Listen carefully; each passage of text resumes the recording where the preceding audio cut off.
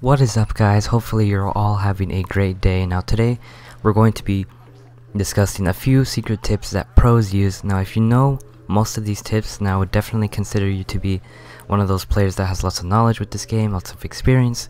So if you know these tips, don't feel bad that you didn't learn something new. Just, if you know these tips, then I would already consider you a pretty good player if you know all of these. So let's get started with this first one right here. Now I'd recommend landing at the bottom of the building because most of the time you can find a shotgun just like this. Most of the time you won't be able to find a shotgun on the top. It's very rare. The only time you can get a shotgun from a chest is if it's a heavy shotgun. And yeah, so I'd recommend you landing at the bottom. Now also I want you guys to hit these furniture right here, and I managed to get out of this house with about 140 wood just from hitting these as I was running by them. So that wood can definitely help out right in the beginning of the game, because sometimes I die without having materials and running out of a house right at the beginning, but I already had 140, which is way more than these people probably had. So that gave me a huge advantage, and like I said, land at the bottom of the buildings because there's a higher chance of you getting a shotgun.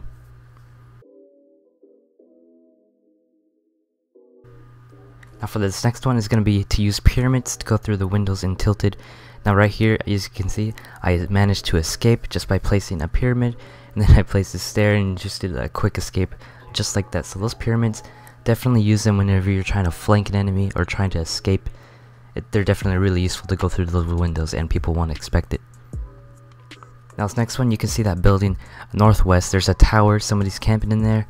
Now obviously most people probably wouldn't push this, but I like to push towers. I don't just sit back. And you can see I'm approaching this in a smart way. I'm going behind this tree, I'm trying to get the right angle so he can't see me. Now right here, I'm exposed for about only 3 seconds, then I go behind this tree right here so he doesn't see me. So there was only 3 seconds that I showed myself to him, but those 3 seconds he most likely didn't even see me. It's a really low chance that he would have seen me in those 3 seconds that I did expose myself. Now I wanted to go through the back because he wouldn't expect me to come through the back.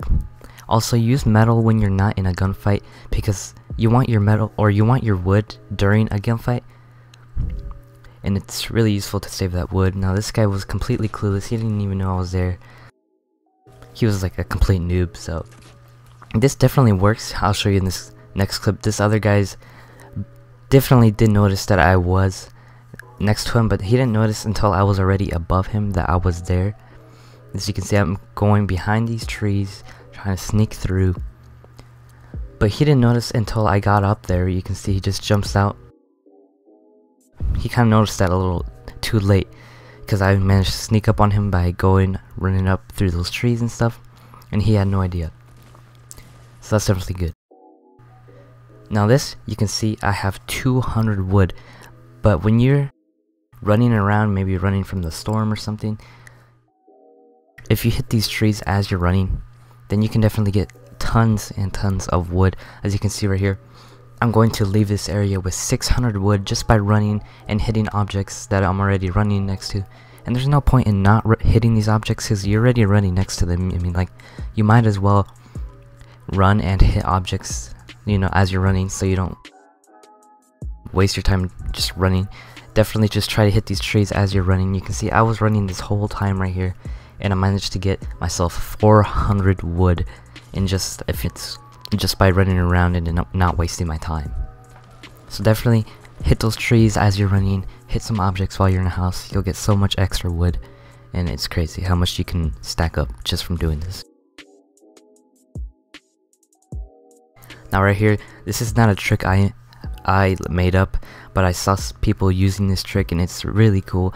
Now you can flip the stairs and run across the loot lake. There's a team on my left. I didn't really show it in the clip, but there is a whole team on my left, and they didn't even know how to shoot me or how to react to this because I was just running across the stairs and there's really no way they could have shot me.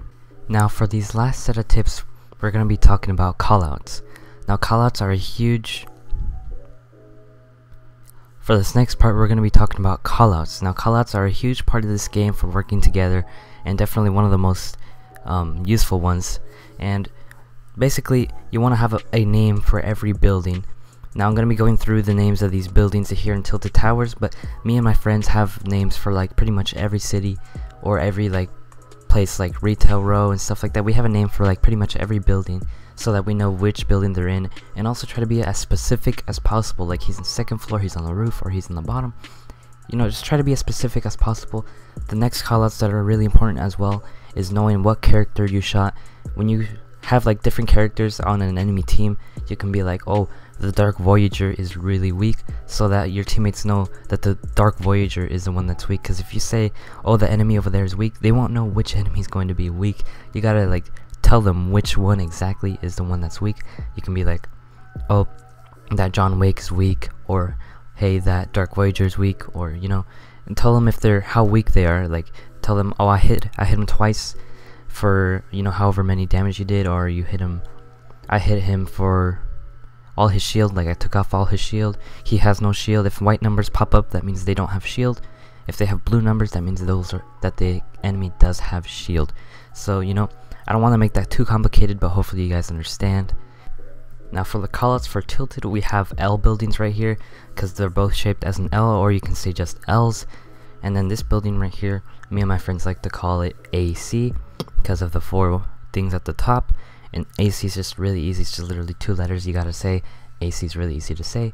Now you want to come up with easy names when you're coming up with callouts for your friends.